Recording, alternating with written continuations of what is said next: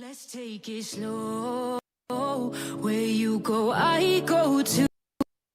And if you hit the bottom with you, let's take it slow. Who cares where we gotta be? You know you'll have a good time wherever you're with me. Let's take it slow.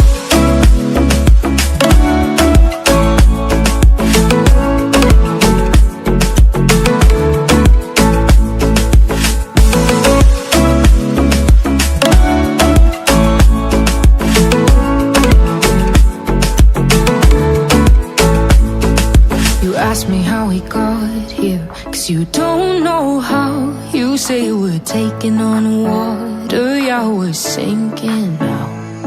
You're looking all concerned, like we're gonna drown. But we both know how to swim, no worries, let's flow for now. Let's take it slow. Where you go, I go too. And if you hit the bottom, I'm going down with you. Let's take it slow.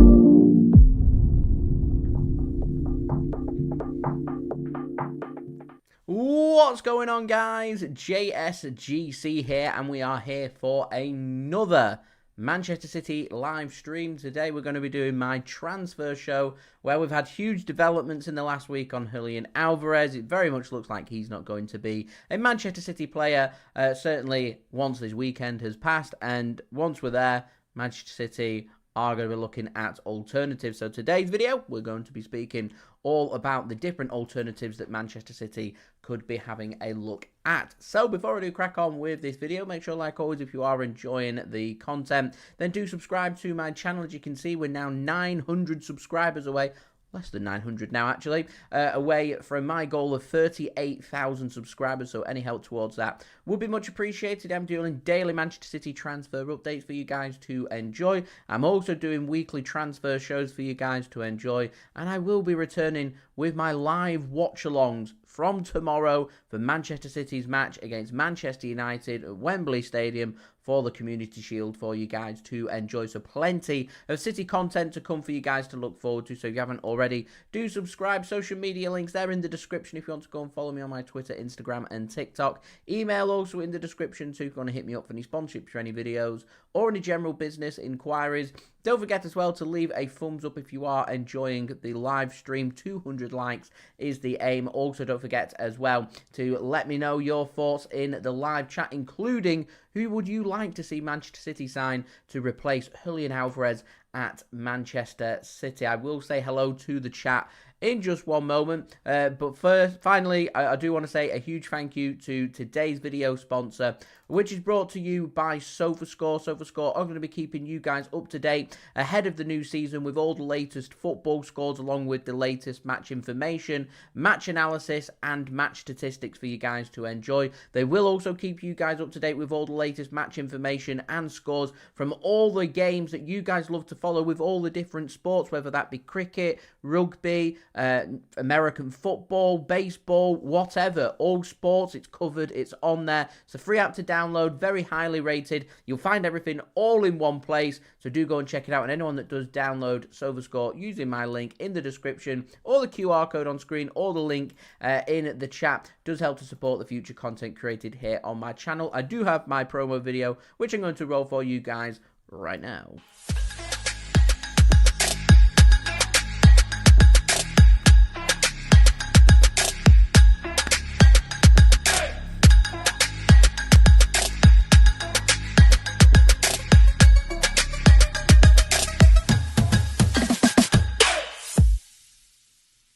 Thank you very much there to SofaScore for sponsoring this video. So, to the chat, Julie, good afternoon. Thanks for tuning in. Much appreciated. Love that from MCFR tuning in from the Etihad Stadium shop. Just copped himself the new, very smart away shirt for Manchester City. Decided to put Phil Foden's name on the back as well and says, have a great stream, mate. Much appreciated, MCFR.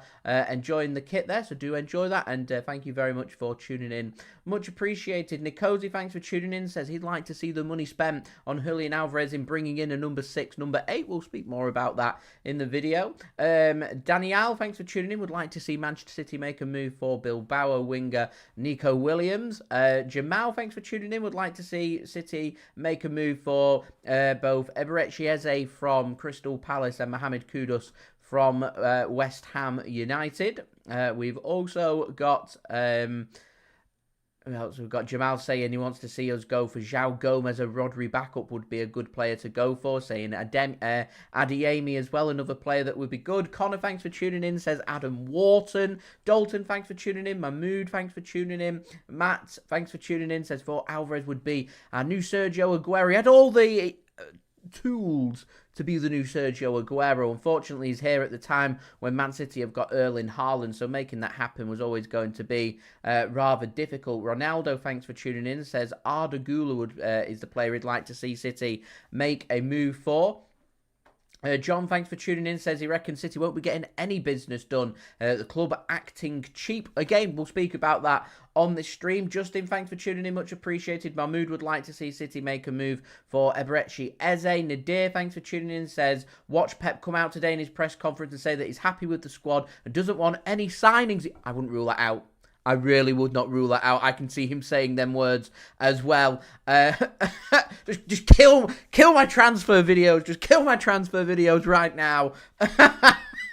I really hope that isn't the case. Surely a player as good as Julian Alvarez needs replacing at Manchester City. You've got to have them options. Even if it's not a direct replacement, you've got to be looking at gaps in the squad and identifying areas that need quality. If you're not going to go for an attacker to directly replace a like-for-like Julian Alvarez replacement, you've got to be looking at that number 6, number 8, to just completely ignore that and sell a fantastic striker like Alvarez for the club to be generating 120 or 130 million pounds this summer and bring nobody in. You're running a big risk, stretching that squad even thinner, relying on young players who, quite frankly, haven't had any opportunities. It's so difficult. It's just so difficult to find the balance there. You've got to address the problems in the squad. If you're not going to do it in this summer because City are concerned about whatever, or there's not enough time, or there's no players that they like that they think would suit, then you've just got to keep your eye on it. And we don't normally do any business in the winter window. Do some business in the winter window if you can identify them players. They can't just sit still. Sitting still is the worst thing Man City can do as far as I'm concerned. I'm very happy to be promoting young players. You've got to find that balance of integrating the young players in as well as finding that quality. You can't head into the season. Rodri, let's say he picks up a serious injury tomorrow and he's out for 4 months. You can't sit here and say, right, for the next 4 months, I'm happy to go with O'Reilly. There's got to be a balance. You've got to have them players. I'm fine with O'Reilly getting some minutes and getting some game time and ensuring that season upon season he's getting more game time. Same can be said with Oscar Bob as well and James McAtee. You've got to find ways of getting these minutes and increasing their minutes with the more experience that they get, to just chuck them in at the deep end. You know, when if things go south for City and they don't end up winning anything, everyone's going to come back to the transfer market. I have a feeling that some fans will start to use the young players as scapegoats, but young players shouldn't be used as scapegoats. You know, it's up to the quality. It's up to those in the highest positions, those in charge that are making the decisions. And right now, Man City are in control of everything. We just need to add a little bit of quality to the squad. The market's there. The players are there. We've got first-team players leaving. Start to think about replacing them rather than putting ourselves in a position where you don't have an Alvarez contingency and you don't have a Rodri contingency. But if we get to August 31st when the transfer market's closed and you've not got them options, you're running a big risk. There's Champions League group stage games. There's more Champions League group stage games this season than ever before. So if the time's to have a nice, big, healthy squad, now is the time to have that. We've still got players who haven't even returned back from pre-season yet. You know, the City have got to think about things as far as I'm concerned. Anyway, I want to really digest and speak about some players, so I'm just going to fly through the chat and say hello to everybody. Celtic Sounds, thanks for tuning in. Matt, thanks for tuning in. Super Ace, thanks for tuning in. The One, thanks for tuning in. Dalton, thanks for tuning in. Harry MCFC, thanks for tuning in, much appreciated. Adyeri, thanks for tuning in. Caleb, thanks for tuning in. Aaron, thanks for tuning in. The Real LC, thanks for tuning in. Gayalis, thanks for tuning in. I hope I've said your name correctly there. Marco, thank you for tuning in, much appreciated. Manq, thanks for tuning in, much appreciated. Jolanzo, thanks for tuning in as well. If I've missed anybody, I do apologise. As I said, do get your thoughts in the live chat, so I want to talk about them as we're 10 minutes into the stream now. I don't feel like we've got anywhere.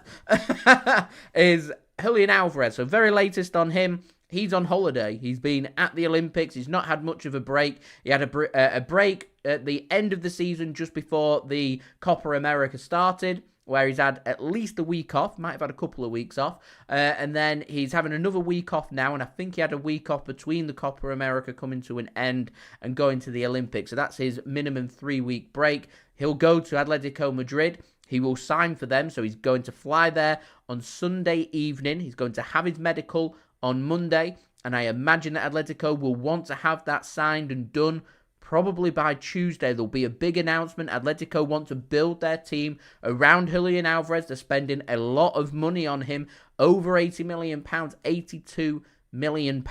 Massive transfer for La Liga, massive transfer for Atletico Madrid. It's a statement of intent being shown by Atletico and by La Liga as well. Prizing away a key player from a Premier League team, they'll regard that as a huge coup. Signing Conor Gallagher from Chelsea, and England international as well, they'll regard that as a huge coup. So you're seeing some movement, some political movement coming in from Spain, targeting England. That is what's happening, and Manchester City are going to have to respond in this market, because at the moment, let me just get up the Manchester City squad and what we're looking for here, because I did put out my tweet the other day. So let me just find it for you guys, and I'll run through the squad that Manchester City have in response to Julian Alvarez leaving. So it leaves Manchester City with goalkeepers, 3 goalkeepers. That's Edison, Stefan Ortega and Scott Carson. There's 3 goalkeepers. That's fine and dandy. That's that sorted. In defence, you've got Kyle Walker, Rico Lewis, John Stones, Manuel Akanji, Ruben Diaz, Nathan Ake and Joško Gvardiol. That's Manchester City with 7 defenders. So that takes our squad up to 10. We then have in midfield, we've got Calvin Phillips as it stands right now, Rodri, Mateus Nunes, Mateo Kovacic, James McAtee, Nico O'Reilly, Kevin De Bruyne, Phil Foden and Bernardo Silva. So plenty of options in midfield there. So that's what, 1, 2, 3, 4, 5, 6, 7, 8, 9 midfielders going on top of the 10 players that we've already got. Takes our squad size up to 19. Out wide, you've got Savinho, Oscar Bob, Jack Grealish and Jeremy Doku. Another 4 takes us up to 23. And striker Erling Haaland takes us up to 24. You're allowed a squad size of 25 in the Premier League. Now, there's lots of different things you've got to think about. Homegrown players are always pretty key. You've got to have 8 homegrown players. You've got to have 4 players. He will register Nico O'Reilly. He'll be used as a young player, because players under the age of 21 don't have to be registered. So your likes of Nico O'Reilly won't have to be registered. I'm not too sure how old James McAtee and Rico Lewis are, but if they're over the age of 21, they're going to have to be registered. I think Savinho might be under that. So there's a bit of wiggle room when it comes to Manchester City's squad. Now, midfield was stacked. People are arguing we don't need midfielders. Calvin Phillips, I am certain, will not be a Manchester City player come August 31st. João Cancelo I've not even put in there because I'm not even contemplating it, because he won't be used. He won't be registered. Pep Guardiola doesn't like him. It's not going to happen. So I don't even have to sit here and talk about it. So Calvin Phillips leaving takes us down to 8 central midfielders. All of a sudden, you look at your contingencies to Rodri, you've got Kovacic, maybe you've got Bernardo Silva.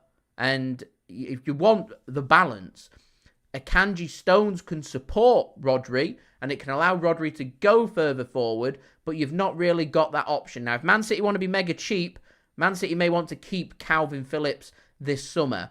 I don't think I've seen enough of Calvin Phillips to warrant that Calvin Phillips should be used by Manchester City for this season. He looked pretty good in the final pre-season match. I'll give him that. That's the kind of performance I was looking for from Calvin Phillips in the first pre-season match, for him to go from strength to strength. As far as I'm concerned, I would use Calvin Phillips tomorrow. If not starting him, give him at least 30 minutes coming off the bench. And I would say to Calvin Phillips, this is your final opportunity.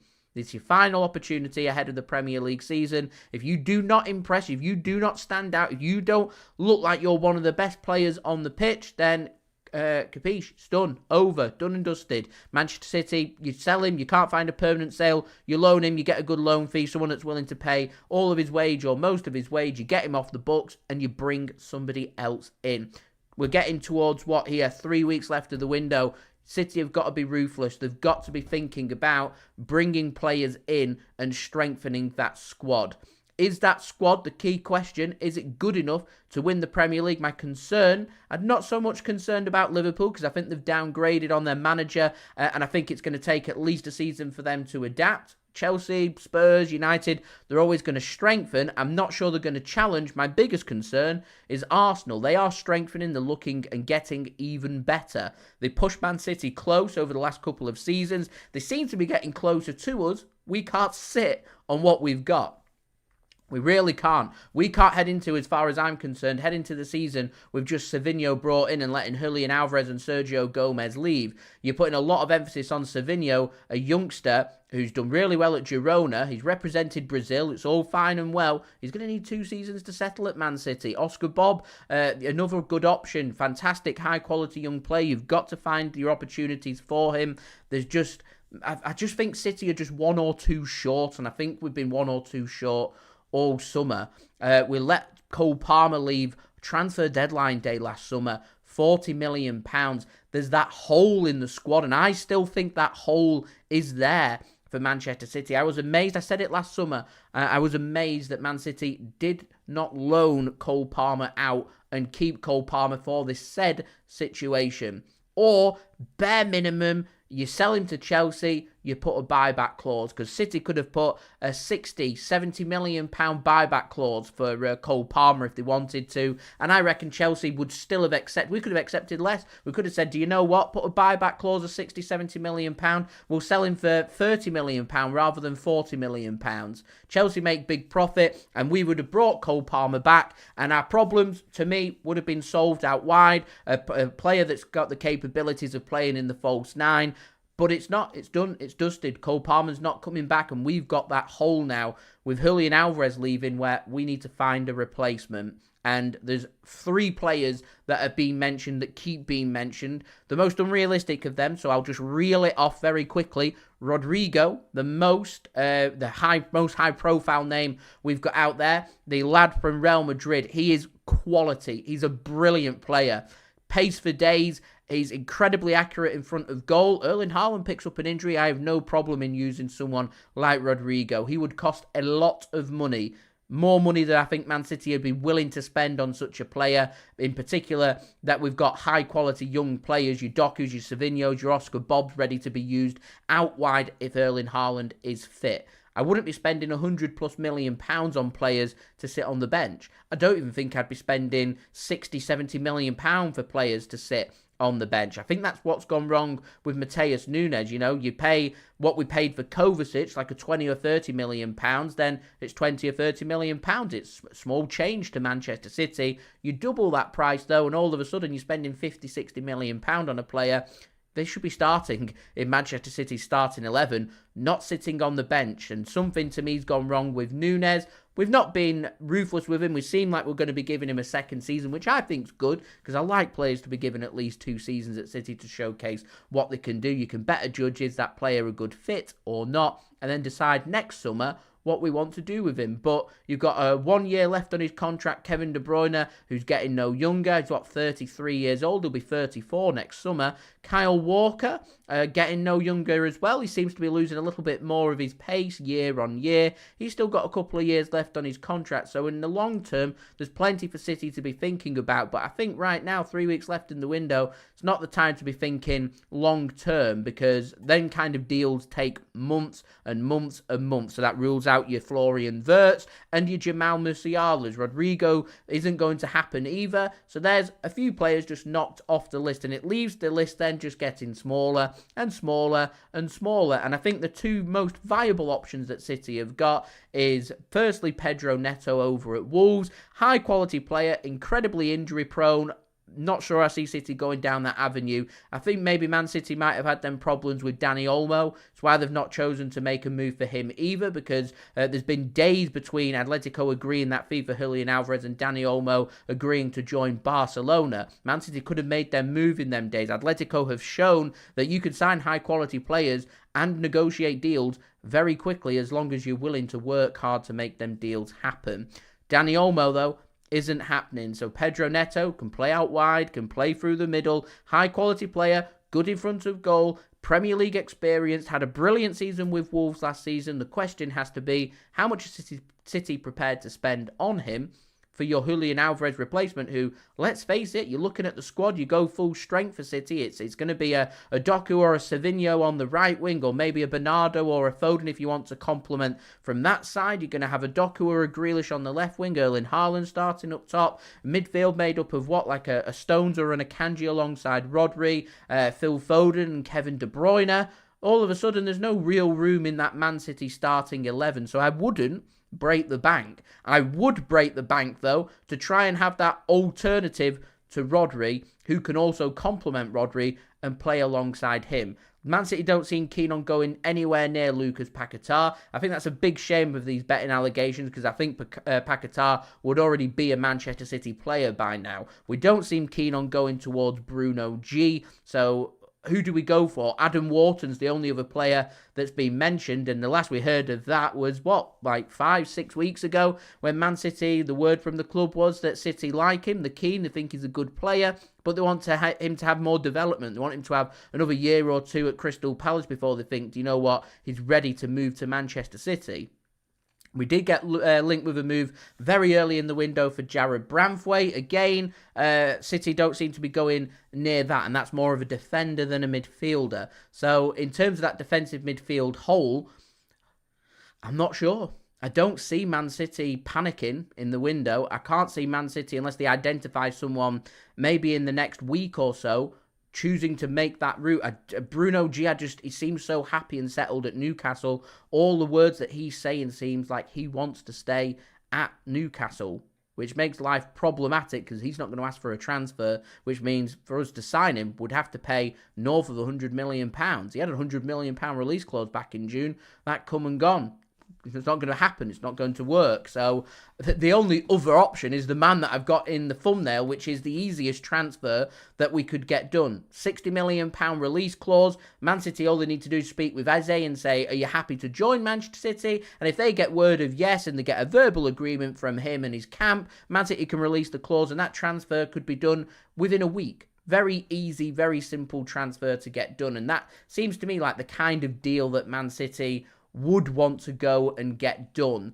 The only issue is, do Manchester City want to spend that money in bringing that player in, or do they want to sit and just keep dealing with what they've already got and going from there? We will have to see. We will have to see. I would be surprised if Man City decide to sit on what they've got. When I get round to doing my transfer review for you guys, and I imagine if City don't sign anybody between now and transfer deadline day, as I'm speaking throughout the season, I will keep referring back to the points that we're at right now, which is we can all see where the gaps are in Man City's squad. We can all see where the problem lies. And we are a Rodri injury away from being where we was last season in not looking anywhere near as good. and to let a summer transfer window come and go, whilst that's already knowledge to everybody, opens up massive concerns for me, in my complete honest opinion. I think I'm happy for us to go 12 months without replacing Julian Alvarez and assessing the squad again. I am not happy for us to do another 12 months of having no plan B to Rodri. Kovacic is not a plan B for me. He's a brilliant midfielder, a versatile midfielder that can be used as a number 6, a number 8. He can be used in attacking midfield. He can be used to help bring balance to Manchester City's midfield. He is an all-round, high-quality squad player who will get a lot of minutes in Man City's midfield, by the way. He's a brilliant, brilliant player. Not disregarding that, but to say, oh, Rodri, my concern is Rodri picks up an injury. You know, he's already threatened having little niggles and picking up an injury here and there. Erling Haaland's the same. He's threatened having niggles here and there. I can see Erling Haaland having another injury this season because, let's face it, he's not he's not made of glass, but he's not the most proven of injury-free players. And Rodri, with the amount of games that he's doing, you can just see at some point something buckling and, you know, City spending weeks, maybe even months without having Rodri in our squad. And if that's the case, you need to have high-quality players ready and available. John Stones is a perfect player, in my opinion, to help, but he showed last season he is made of glass. He can't do 3 games in a week. He was doing it with England and he was struggling. He was getting strapped up. He was having magic spray put on, bandage left, right and centre. He must have been a regular in that physio room. He must have been watching the England training regimes going on between games whilst spending all of his time on the physio bed because he's made of glass. He's injury prone. We know that he's injury prone. We won't put him through 3 games in a week because his body cannot handle competitive football at the highest of margins for 3 games in 7 days. It cannot happen. You need your squad. And by the time we hit after the first international break in September, there's no rest for the wicked. It's every 3 to 4 days for Manchester City. From there on out to the next international break, to the next international break, and then right through from a busy November, right through November, December, January, February. There's no break.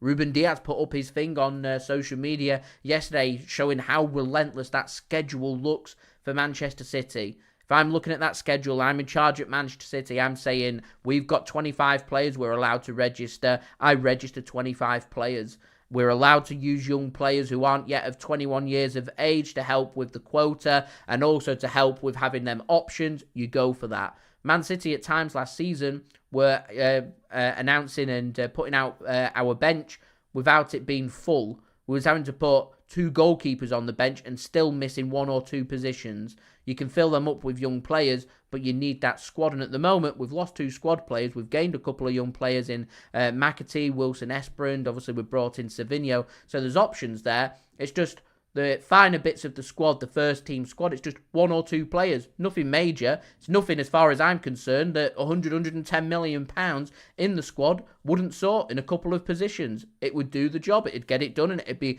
looking very good. And we're talking here because Man City's squad is that good right now. It's good enough to win a Premier League or a Champions League. I'm concerned about the depth of the team and how stretched thin that squad will go and not having the experience in the squad players from the young players coming through that might just hold Manchester City back from having a brilliant season turning into an outstanding season. So in 2023, Man City's aims will be trebled. They're not just thinking about winning a Premier League or winning a Champions League. They're thinking about winning the lot. They want the League Cup. They want the FA Cup, they want the Premier League, they want the Champions League, they want the Community Shield, they'll want the Club World Cup back as well. That's the mentality that Manchester City have. That's the mentality that our chairman and our owner has. And everything from them, from the top, echoes right down through the whole football club. And to me, City, right now, as we stand, August 9th, 2024, we are in a position, we've got control. We just need to go out there, identify the players that we want and bring them in. You know, Adam Wharton, City think it's going to take a year or 2 to develop him, but if they think long-term he is the player that we want, Why develop him at Crystal Palace? Bring him to Manchester City now. Let him learn from the very best coaches, the very best manager in the world, from the very best players around him. Let him develop from there rather than let him develop at Crystal Palace. You want to go out there and sign an Eberechi Eze? Sign Eberechi Eze. If Pep Guardiola's happy to do that, then I'm happy for Man City to do that as well. That is my opinion, but yeah, would love to know your thoughts of that, guys, in the live chat comments. So in the live chat, if you do wish, or in the comments below if you are watching this after the stream. So, guys, I'm going to end that there. Apologies, I've not been able to be as interactive as much as normal. Normally, I don't have as much to talk about because it's been an incredibly quiet summer. But we're looking now. I think it's going to be busy. I think it's going to be a busy next 3 weeks for Manchester City. Unless, of course, Pep Guardiola kills things off this afternoon with his press conference when he gets asked about Alvarez and he says, "I'm happy with the squad. We're not signing anybody else." And I wouldn't rule out Pep Guardiola signing that. It's devastating for my channel and my daily transfer updates. We will see what Pep Guardiola says. Pep Guardiola also could say, if we've got a first-team player leaving, then we need to go out there in the market and identify somebody. So he'd ask and send a message to Chicky to say, okay, we're losing Alvarez. Who are we bringing in? We need somebody. What's going on? Sure, Man City will have had these conversations. They'll have had these conversations when Pep Guardiola and Chicky and everybody else flew out to Abu Dhabi back in, June, July time to speak with Sheikh Mansour and Khaldoon Al Mubarak. They know what they're doing. They really do know what they're doing. Now, one very quick final point that I do want to talk about that was being mentioned is, why is Man City being cheap this summer? So I said I'd talk about it. There were lots of different theories, and I know a few of you guys that watch a lot of my stuff were commenting saying it was ludicrous that I was even suggesting.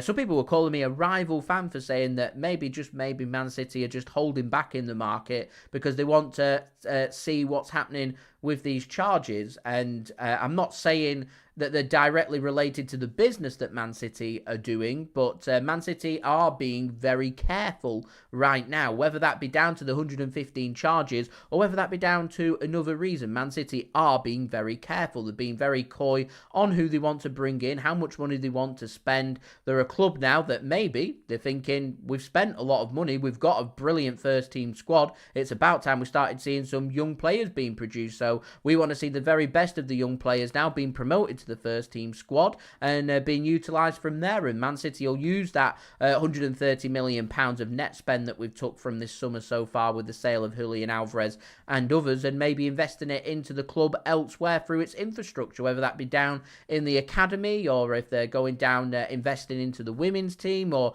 into the infrastructure around the Etihad Stadium. Because let's face it, doing a stadium expansion up to over 60,000 fans and doing all of the stuff, the construction work that's going on outside the stadium isn't free. It doesn't come free. And Manchester City, they will rely on the sponsorship monies coming through, but they want to be generating the business, and they want the business to be maximised. They want it to be making as much money as possible. And just because Man City make £82 million on Julian Alvarez doesn't mean they're going to put £82 million back into the team.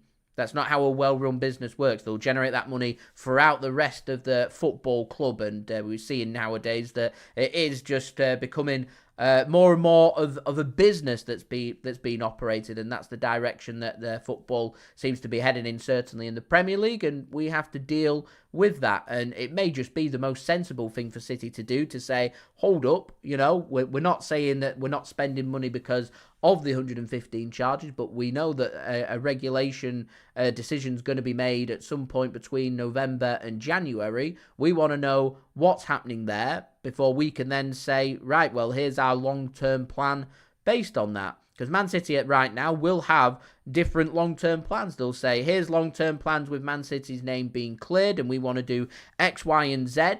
Or Man City will say, Man City get found guilty and you prepare for the worst case scenario, and you prepare for long-term and say X, Y, and Z will happen. Because that's what a well-run business will do. They'll prepare for all scenarios. And I just wonder if Manchester City are looking right now and thinking the money's maybe being best spent elsewhere around the football club and not on the men's first team squad, and thinking to themselves, do you know what? We'll assess the situation again in November, and playing it safe, basically. I don't think there's anything wrong with me suggesting that. I don't anyway. I'd love to know your thoughts of that, guys, because genuinely, I don't feel like I'm saying anything wrong. There were people saying I sounded like a rival fan in saying such a thing, but I don't really see how I sound like a rival fan because, I don't want to sit here and ignore the fact that Manchester City have got 115 charges by the Premier League next to their name. It doesn't mean Man City are guilty or are innocent. Man City have got to wait until November to find out the outcome. I'm sitting here hoping that Manchester City will have prepared a really good case. They'll be able to clear the name and we'll be able to move on from this whole sorry situation. That's the best case scenario. But there is also the other aspect where Man City think that they're innocent and the Premier League think that they're guilty and the regulators find us guilty. Then we have to prepare for that. And also Manchester City could also be guilty. We don't have all the facts in front of us. It is what it is. Do you know? Yeah, it's a situation that's out of Man City's control and it's out of the Premier League's control. It's now down to the regulators to decide what is fact, what is fiction, and what's going to happen in the future from there. And as I said, maybe Man City not being cheap, but Man City just thinking about using the money elsewhere to ensure that long-term Manchester City can persevere. And if that means sacrificing one summer transfer window in not doing much business to ensure that for the next 5, 6, 7 summers you are sound as a pound and shored up and ready to push from there. Because at the moment, don't know about you guys, but I feel like Man City are on the cusp of something. Either complete domination of English football or a massive come down. They're the two things that are going to happen. I don't see it just being stretched and stretched and stretched. We'll see. I'm not sure. Pep Guardiola's future, still got to sort that out. Kevin De Bruyne, huge spine in the City football team. His future needs sorting out. There's so much to sort out. There's so many questions with just not enough time. And we're just going to take it day by day. And in the short term, we're going to make £82 million on Julian Alvarez. And in my opinion, we want to be thinking about shoring up that squad and ensuring that net spend is absolutely fine and ensuring that these gaps in the squad are sorted out, whether that be Man City want to go out there and sign an attacker to replace Alvarez, or you're finding them options to Rodrygo, you're sorting out your futures of your Cancelos and your Phillips. That's what Manchester City need to do, whilst also thinking not just about the short term, but the long term inside the playing squad and for the future of the football club. One thing I do want to say and make crystal clear is all through the time that we've been owned by Sheikh Mansour and we've had Khaldoon Al-Mubarak pulling all the strings at Manchester City, Manchester City have prospered. Everyone in the community, because of them, have prospered. I have no doubt whatsoever that what how they're running the football club is not just from a brilliant business point of view, but also from a fantastic football club point of view as well. To me, they're doing a fantastic job at Manchester City for the community, and we want it to continue. And in the long term, we will know more between November and January, and then we can push forward from there. As I said, if Manchester City can clear their name and ensure that they're remaining at the top, you could be looking here at a dynasty for Manchester City in asserting themselves into not just the Premier League, but around the globe as well. Look at all the emphasis that's been made on Man City's pre-season tour in the United States of America. Man City are now one of the biggest teams in the United States of America. They're generating that much money over in the United States of America. It's a massive financial powerhouse. It makes Man City one of the most powerful clubs in the world, and it makes Manchester City one of the most powerful clubs in the Premier League to assert themselves as well. And at the moment, Man City are really pushing for change, which I think is a really good thing, and you're slowly just starting to see your Newcastles, your Villas, your Chelseas all pushing for the same as well. And it won't be long before you start to see your Liverpools, your Manchester Uniteds, your Tottenham Hotspurs, and everybody else thinking, wow, we have an opportunity here to make even more money. And that is, at the end of the day, what business and capitalism is all about. There we go. There's my rant. I wanted to make some things crystal clear because people comment, and it's just too long for me to be able to comment back. So I thought I'll just address it in the stream instead. Lots to think about. Short term, think about replacing Alvarez. I'd go for Eze. It's easy. It's Man City make money, and you go from there. Push forward. Eze comes in. You got your options out wide. You got your options through the middle. You sell Calvin Phillips. You bring somebody in to act as your Rodri alternative in that 6 number 8 role, and we can go from there. Busy few weeks is what I'm hoping. Until Pep Guardiola later on today says we're not signing anybody, and we'll be there for the fun and games. Anyway, I will be back, guys, tomorrow for my watch-along of the Manchester derby at Wembley Stadium in the Community Shield for you guys to enjoy. So I will have my link out for that for you to set your reminders for later on this afternoon, and I will be back as well for my transfer update within the next hour or two for you guys to enjoy as well, including all the latest on Julian Alvarez. We've seen Micah Hamilton leave Manchester City today for Middlesbrough, and the latest on Rodrygo, and I'm sure plenty more as well, so I'll see you then. So, I have been JSGC. Thank you everyone for watching. I do hope everybody is safe and well. Don't forget to leave a thumbs up. 200 likes is the aim. Also, don't forget to leave your thoughts in the comments below. Do subscribe if you're new around here. Check out my social media links. They're in the description and on the yellow banner too if you want to go and follow me on my Twitter, Instagram, and TikTok. And do go and check out today's video sponsor, which is brought to you by SofaScore.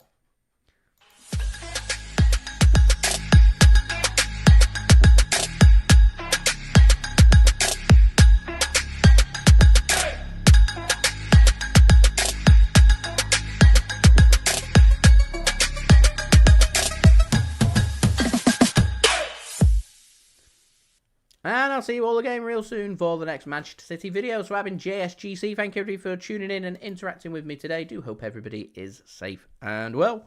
Peace. Ciao for now.